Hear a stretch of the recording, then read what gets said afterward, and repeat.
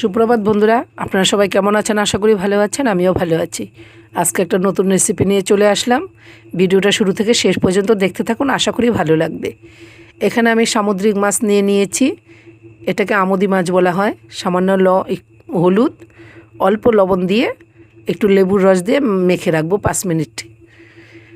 লবণটা অল্প দিয়েছি, যেহেতু সামুদ্রিক মাছ লবণ অল্পতেই চলে। আর লেবুটা দিয়েছি, মাছের যে একটা গন্ধ আছে সেটা চলে যাবে। এখন একটা মশলা পেস্ট করে নিচ্ছি। দিয়ে দিলাম কটা টমেটো, কাঁচা লঙ্কা, কয়েক কোয়া রসুন আর পেঁয়াজ। সামান্য জল দিয়ে আমি মশলাটাকে পেস্ট করে নিচ্ছি। মশলাটা আমার পেস্ট হয়ে গেছে। এবার পাশে ননস্টিকের কড়াইয়ের মধ্যে আমি তেল দিয়ে মাছ ভাজা ছেড়ে দিয়েছি। একটা একটা করে মাছ ভেজে নিচ্ছি।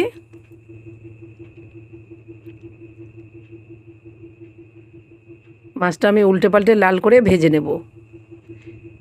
এই আমুদি মাছ কার কার পছন্দ বন্ধুরা, কমেন্ট করে জানাবেন। আমার ছেলে রুই, কাতলা এসব কোনো মাছই পছন্দ করে না বন্ধুরা। এর জন্য আমার রেসিপিতে রুই কাতলা মাছটা আপনারা খুব কমই দেখতে পাচ্ছেন। মাছ ভাজাটা হয়ে গেছে। মাছ ভাজার তেলের মধ্যে আমি একটা শুকনো লঙ্কা, একটু গোটা জিরে দিয়ে ভালো করে নেড়ে নিচ্ছি। আর একটু হাতে ম্যাশ করে পেঁয়াজ দিয়ে দিলাম।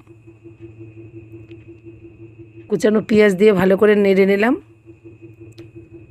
এইদিকে পেস্ট করা মশলার সাথে আমি কিছু গুঁড়ো মশলা অ্যাড করে নেব। দিয়ে দিলাম হলুদ গুঁড়ো, জিরে গুঁড়ো, কাশ্মীরি লঙ্কা গুঁড়ো দিয়ে ভালো করে আমি এটা মিশিয়ে নিচ্ছি। পেঁয়াজটা আমার লাল করে ভাজা হয়ে গেছে। এর মধ্যে আমি গুঁড়ো মশলাগুলো দিয়ে দিচ্ছি, যেটা আমি জলে গুলিয়ে রেখেছি। সেই মশলাটা দিয়ে দিলাম, বাটি দিয়ে জলটাও দিয়ে দিলাম। দিয়ে এবার আমি গ্যাসের ফ্লেমটাকে লোতে রেখে ভালো করে কষিয়ে নেব। গ্যাসের ফ্লেমটাকে লোতেই রাখতে হবে বন্ধুরা, যেহেতু গুঁড়ো মশলা তাহলে তাড়াতাড়ি পুড়ে যাবে। এর জন্য আমি গ্যাসের ফ্লেমটাকে লোতে রেখেছি। দেখুন মশলাটা আমার কষানো হয়ে গেছে, তেল ছেড়ে দিয়েছে। তারপরে দিয়ে দিলাম কেটে রাখা সবজি। এখানে আছে আলু, টমেটো, পটলের দানাগুলো ফেলে দিয়ে সরু সরু করে পটল কেটে দিয়েছি। আর চিচিঙ্গা সরু সরু করে কেটে দিয়েছি। তারপরে পরিমাণ মতো লবণ দিয়ে দিলাম। দিয়ে আমি ভালো করে মিশিয়ে নেব। নেড়ে চেড়ে ভালো করে মিশিয়ে নিচ্ছি।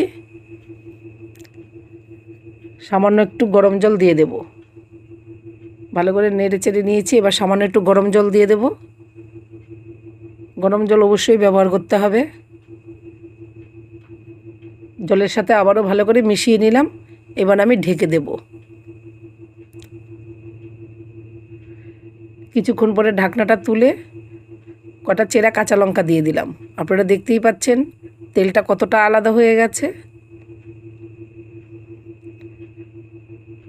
এবার ভালো করে লঙ্কার সাথে আমি এটা মিশিয়ে নিচ্ছি। আলুটা আমার 80%ই হয়ে গেছে, আর বাকিটাও হয়ে যাবে।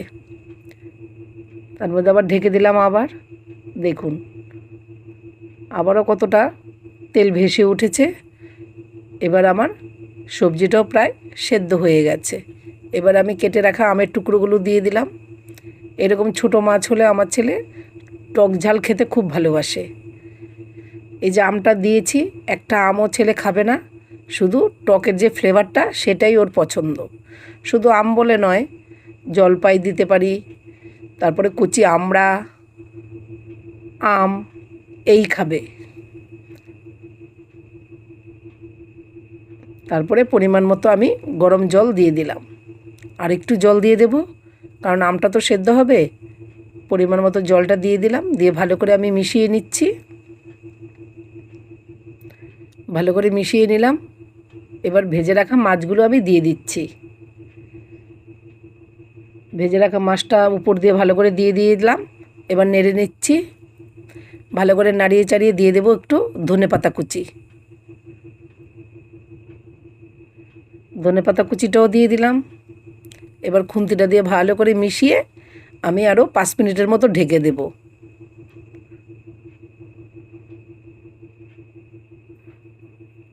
5 মিনিট পরে আবার চলে ঢাকনাটা তুলে আপনাদের দেখাচ্ছি। দেখুন গ্রেভিটা কত সুন্দর মাখো ভাব হয়ে গেছে। আমার এই আমুদি মাছের টক ঝাল রেসিপিটা আপনাদের কেমন লাগলো কমেন্ট করে জানাবেন বন্ধুরা। যদি ভালো লেগে থাকে প্লিজ শেয়ার করে দেবেন। আমি এরকম নতুন নতুন রেসিপি নিয়ে আবার আসবো। আজ আসি, টাটা।